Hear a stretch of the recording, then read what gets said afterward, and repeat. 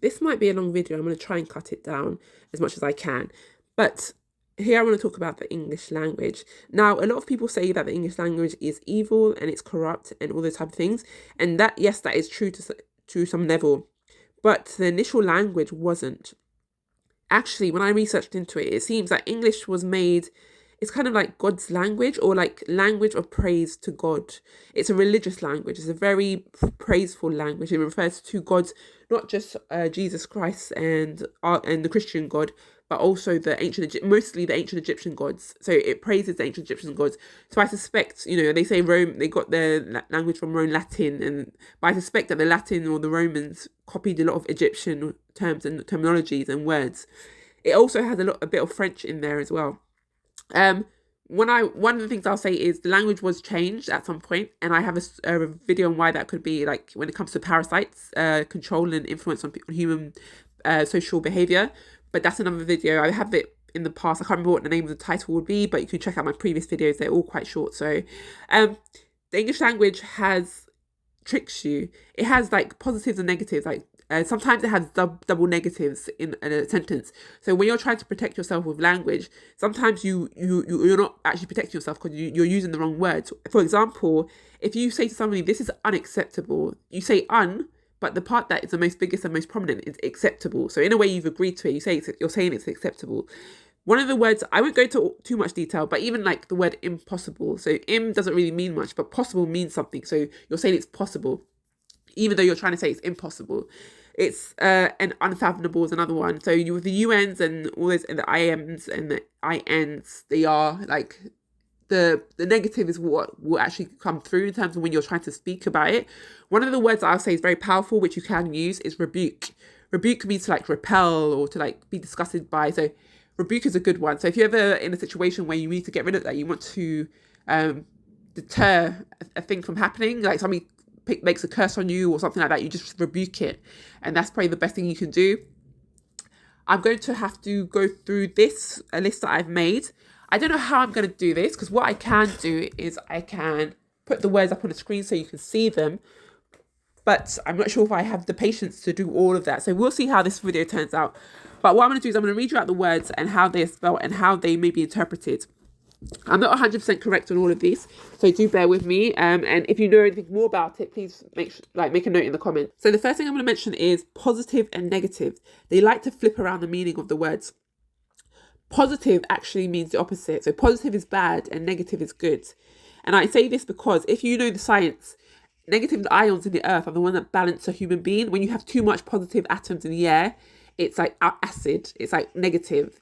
And you can hear the birds going on in the background, so you can see I'm onto something here. But anyway, the negative is actually a good thing, and it represents the feminine. And positive, which is masculine, is actually a bad thing. There's also when it comes to weak and strong. So weak is actually stronger than the word strong, because strong, in a way, means wrong. So it's just the S and the W at the start of wrong and strong would be mixed around. So strong and wrong are the same thing. Whereas weak means to seek. So if you seek, it's a not of negative thing. There's another level to this. So weak is, if you split up the word, it's we, Ak. And when you hear the word Ak, they're talking about the pharaoh Akhenaten.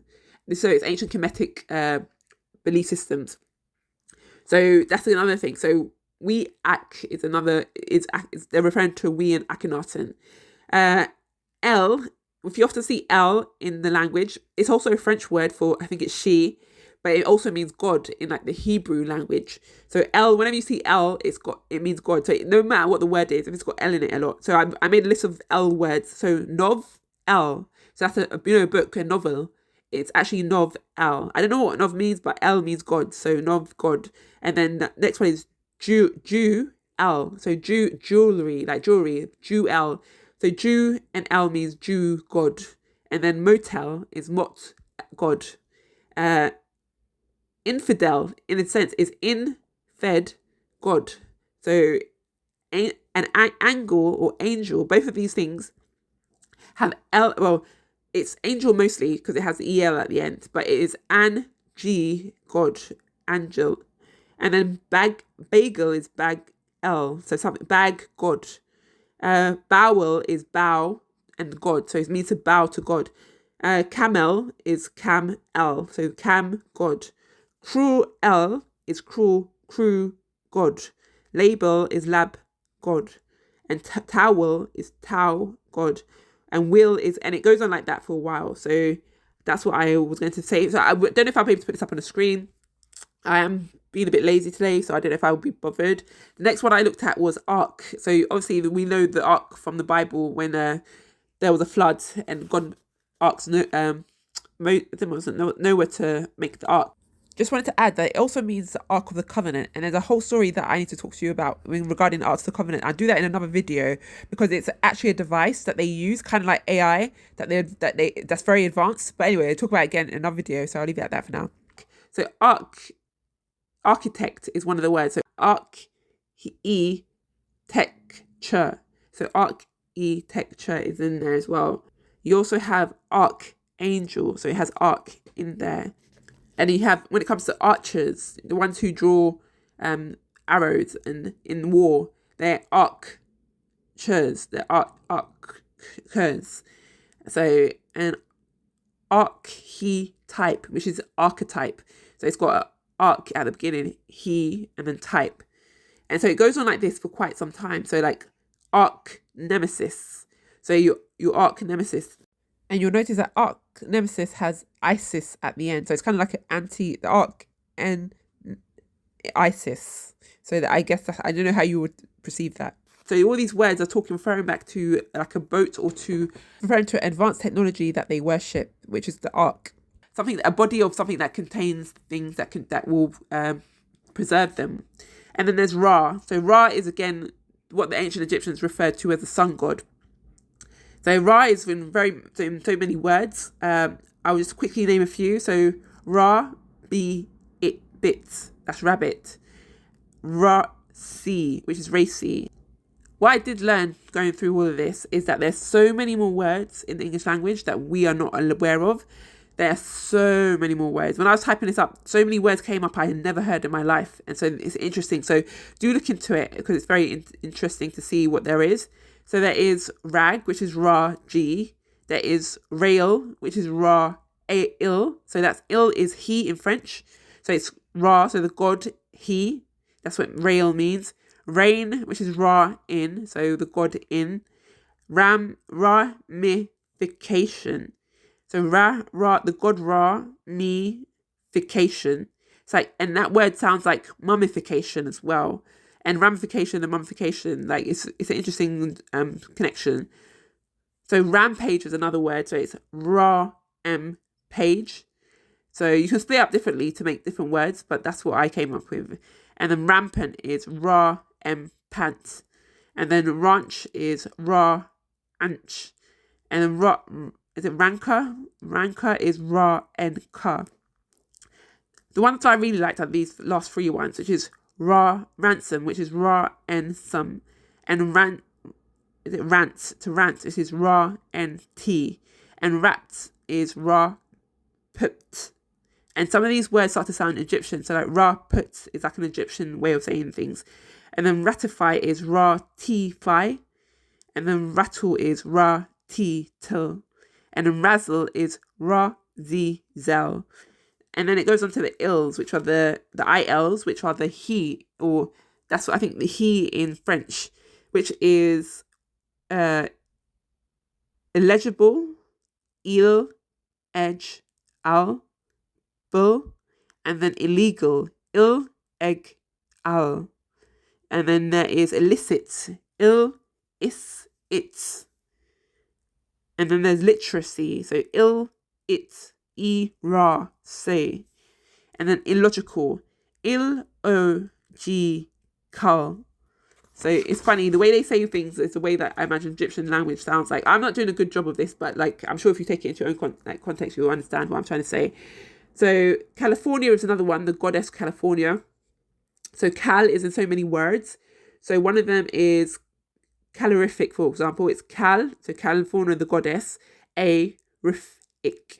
And then there's calamity. So cal, which is the goddess, lam, it. And you'll find that they tend to have a negative view on women because even if you look at calorific or calamity, they are negative words, but they're associated, but they use California, the goddess, to identify them. Then there is the historical, so historical, historical. And then there's, what's this word here? I can't remember what that is, but anyway, biological is another one. So cal, and then astrological, cal, and then calcify, which is sci-fi. So that's how I was coming to the conclusion that, yeah, they do tend to have goddesses and gods from the ancient Kemetic religion in the language. The letter I needs its own study because it means so much. It is a self-identifying word, so it's very powerful when it's spoken. And it refers back to ancient Egypt. They had the I. I comes from them because they had the eye of Horus and the eye of, I forgot the other eye, but they've always used that, so yeah. Then S is a draconian letter, used to sound like a snake, but in the past it would sound like a Z, like a sh instead of a S. It was like a sh, like a hushing sound instead of an S. But I don't know when it was all changed, but now we have an S which sounds like a snake. And yeah, there is so whether there have been, like, they talk about the reptilians, whether there have been reptilians in the past in the English language, like, and the English word, wherever it all had been passed down from the Cometians to the Greeks, to the Romans, to the English, I don't know. But it seems like the language was then taken over by the word letter S because there's so many S's in everything. So most things we say have an S in it. So you'll notice that happens to be the case. And there is a joke that I heard someone say on a podcast. It says, never tell a reptilian don't have a hissy fit. Like, if you say to them don't have a hissy fit, they get upset because the S's again. Anyway, let me just look at the where the S's sit. So just examples. I just want to show you. I didn't go into detail because I know it's so many and I'll be here forever. So the word is hysterical. So it has cal, which is California at the end. Hiss, which is like, snakes hiss, and then I in the middle. So hysterical. So yeah, or E. I can be I or E. So I, yeah. Then there is staring. So tar. Tar is another word. I do think I talk about it later. But you'll see that all of these words are mixed up with all of these gods and places. It's weird. It's very strange. So this is Tartaria. If you haven't heard of Tartaria, go look it up. I'm not going to go into detail about it here. It was an old civilization that was wiped out. It isn't that old, but it was advanced. It had advanced technology, advanced buildings, and advanced everything. So Tartaria was wiped from the map and wiped from history and wiped from people's memory, but it still lives on in the language. So you'll see that S-tar-ring is staring. So S-tar for Tartaria, ring. So S-staring. Then there's star, which is S-tar, so for Tartaria. Then there's startling, which is S-tar-I-ing. Then there is start, which is S-tart. And then there is, and then what I have here said, but this is a separate one. This, I think, I was relating it to the words of spelling, like how powerful the words the words are. So said is S-aid. Spell is S-P-L. Remember, L is God, and then L at the end. And then spelt is S-P God, which is L. So S-P-L-T is S-P God T. And then stark is S-T arc. Go back to the arc. So you can see these words repeating again and again. So it's either arc, it's either Akhenaten, it's either Tartaria, it's either God, which is L in the Hebrew language. And then there's, I need to talk about Akhenaten because but I think I'll do that in a different video because I will refer to that in a different video. What I will do is I'll come back to that. Another word I wanted to quickly highlight before I go is that there is, let me see, I've written here after quake, which is A-F to Q-ac. Yeah, so it's got Akhenaten in it, E. And then there is what's this word? Sorry, my handwriting is really messy. I wrote this down in a quick frenzy of writing the information out. And a lot of these words I have never heard of before, but they're in the English language, and I don't know who uses them. But I think we need to reclaim the language and like take back what we've forgotten. Because I think those words that we haven't learned are the ones that are the powerful words that protect us. So another one is awaken. So or, ak, en. So that one has the closest to Akhenaten as possible as I've seen so far. So it's awaken is or, aw, aken, aken. So it could have been Akhenaten. So awake Akhenaten or of Akhenaten. And that's the same with awakening and break as well. So break is bri, ak, e. So bri, Akhenaten, e. And then bleak is li, which is he or it. And then Akhenaten, which is bleak. Okay. And then Aten. So Aten or Ten is also part of Akhenaten's legacy as well. It's a gift from the sun. And so it's a sun god as well. And then I'm nearly finished now. So the last part I wanted to add was the le or les, which is a French term. And so leech, for example, is the arc. Leech, which is le, the, and then arc, which is ach, which is leech. So the ark is obviously the boat that was in the flood. And then legal is so the, g, and then al. And al can also mean God, but I have to look into what al means because I see it repeating so many times. And then learn is a arn, the a arn.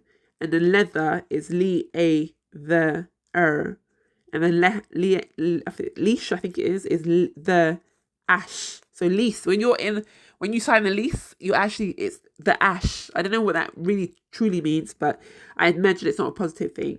And then so that's the last that I wanted to highlight, and that's it. So again, I say this was a very scrappy video. I do apologize, but if you stay to the end, then well done, because I did stumble across this one, but I'm sure you have some other observations that I'm not aware of. So if you do, please leave them in the comments and let us all learn from you. And I'll leave it at that. So thank you for listening, and I will speak to you later. Bye.